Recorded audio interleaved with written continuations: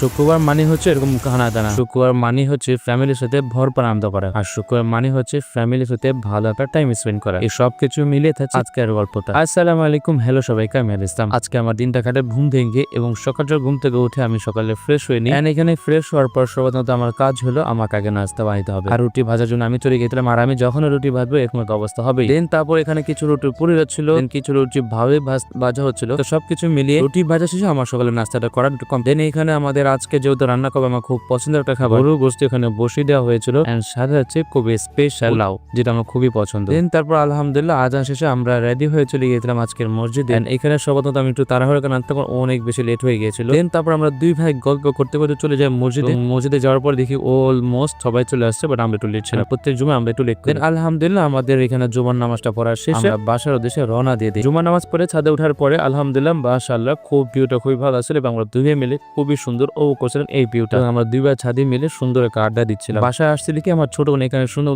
সাজুগুজু করছিল, আর ওরা দুই বোন যখনই আমার বাসায় আসে অনেক বেশি আনন্দ করে আর মজা মাস্তি তো হবে। তারপর আমি বসে গেলাম আমার আজকের পছন্দ খাবার পোলাও আর গরু গোশত খাওয়ার জন্য। যখন পোলাও গরু গোশত রান্না হয় আমার তো অনেক বেশি ভালো লাগে, কারণ এটা আমার সবচেয়ে ফেভারিট এবং পছন্দ। আলহামদুলিল্লাহ আমার এখানে খাওয়া দাওয়া শেষে বিকেলে চলে গিয়েছিলাম মাঠা খাওয়ার জন্য। এই মাঠের আমার খুবই বেশি পছন্দ। আলহামদুলিল্লাহ মাঠা খাওয়া শেষ। তারপর এখানে আমাদের একটা রেসিপি, ইলিশ ভাজার একটা রেসিপি ছিল, যেটা ব্লগ আমি শেয়ার করবো।